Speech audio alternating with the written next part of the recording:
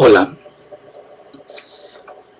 en esta ocasión vamos a hablar de la interpretación de la estadística y la forma corriente que tiene que ver una tabla de resultados, una tabla de valores para expresar estas cifras, su nivel de significancia y bueno, sobre todo pues para qué sirve en este sentido en la vida real, ¿verdad?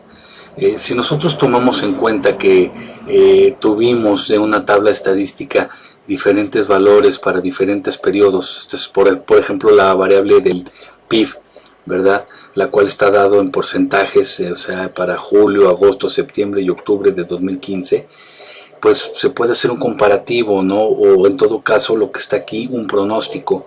Entonces, el interpretar esas cifras siempre va a tener algún alcance, ¿no? Para que podamos dar a entender a los demás qué es lo que estamos nosotros viendo las estadísticas con el fin de tomar decisiones, ¿verdad?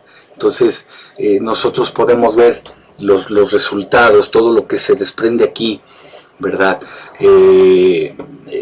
Hubo una encuesta que se realizó sobre esta tabla en este primer ejemplo que tenemos y bueno, nos hablan de las expectativas de crecimiento, ¿no? A pesar de que aquí tenemos los datos que hemos visto para las expectativas de crecimiento del 2.29, 2.35, 2.83, ¿verdad? Que son las expectativas de crecimiento que tenemos en este sentido. Bueno, pues nos estarían hablando de que en realidad hay un deterioro, ¿verdad? O sea, no hay un crecimiento en sí, y esto nos lo dicen las cifras, ¿no? Las expectativas de crecimiento van a continuar deteriorándose. Se tenía de 2.31, luego 2.83, ¿no? Para esas expectativas de crecimiento, desde la perspectiva de quién, de los especialistas, que son los que interpretan estas cifras. Por ejemplo, vamos a ver las cifras de la inflación. A ver, vamos a tomar estas cifras como dato, ¿no? Se dice que siguen mostrándose con una persistencia a la baja. Nosotros vamos a verlo para el caso de la inflación como una tasa porcentual, la cual en julio era de 2.63, en agosto de 2.69, subió un poquito y en octubre volvió a mostrarse de 2.69. Sin embargo, las expectativas para la tasa de inflación son seguir aumentando, como ustedes pueden ver aquí para 2016 y 2013. Y bueno, si nos vamos para el mes de octubre, o sea, en este periodo de atrás, vean cómo también esto pues nos tiene que dar entonces el fondo de ello.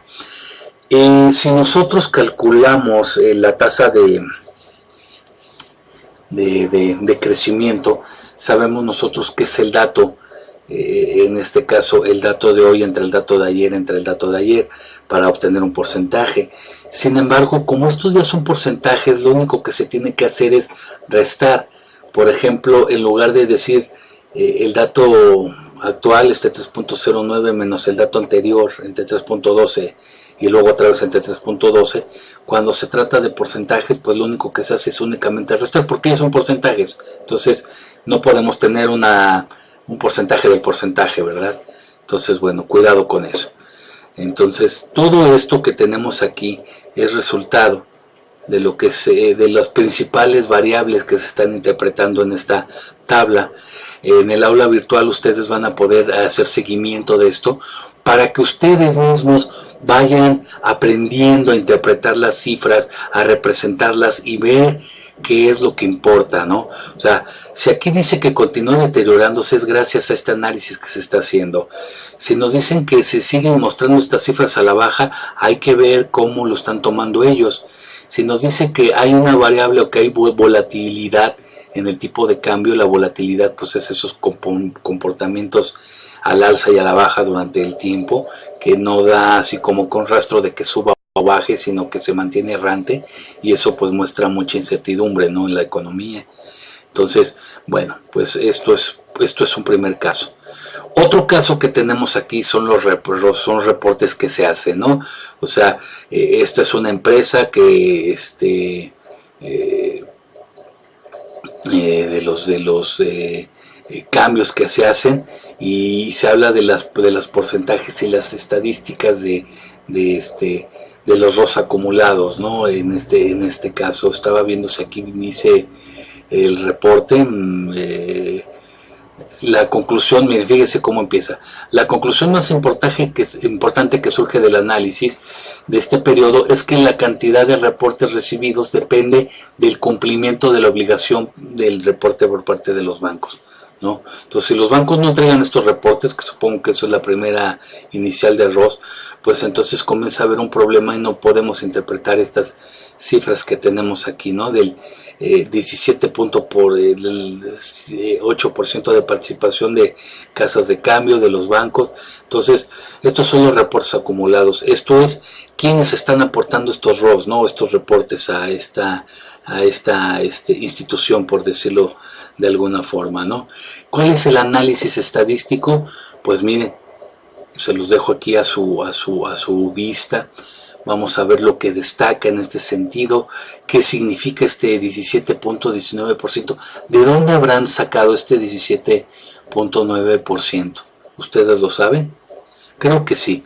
Creo que ustedes saben ya interpretar cómo sacamos esas tasas de crecimiento, cómo sacamos esos diferenciales, ¿no? Entonces, si hay un aumento, bueno, pues hay que ver cuánto representa esto en tasa de crecimiento, ¿no? Este dato menos este dato, 237 menos 201, entre 201 lo convertimos en porcentaje y tal vez corresponde a casi 18%, ¿no? Pero fíjense cómo está manejándose este análisis, ¿de acuerdo? Las tendencias, los gráficos. Cada vez que hay un gráfico debe de haber entonces una alusión al hecho de lo que significa este 67%, porque gráficamente yo sé que las operaciones realizadas fueron del 67% y las operaciones del 33%. Sí, ¿qué significa esto? ¿Verdad? Esto es la interpretación de los datos que se tiene aquí. Entonces yo les voy a pedir que por favor lean esto y que cuando ustedes interpreten datos lo traten de hacer lo más parecido posible a esta interpretación de datos que tenemos aquí. O sea, ¿qué significan estos números? ¿Qué es lo que podemos ver? ¿Para qué? No solamente para qué me sirven a mí como administrador, ¿para qué le van a servir al público? ¿Para qué le van a servir a quien ustedes reportan esto? ¿Sale? Entonces, bueno, los dejo por el momento y seguimos nosotros en contacto para nuestras clases. ¿Sale? Hasta luego.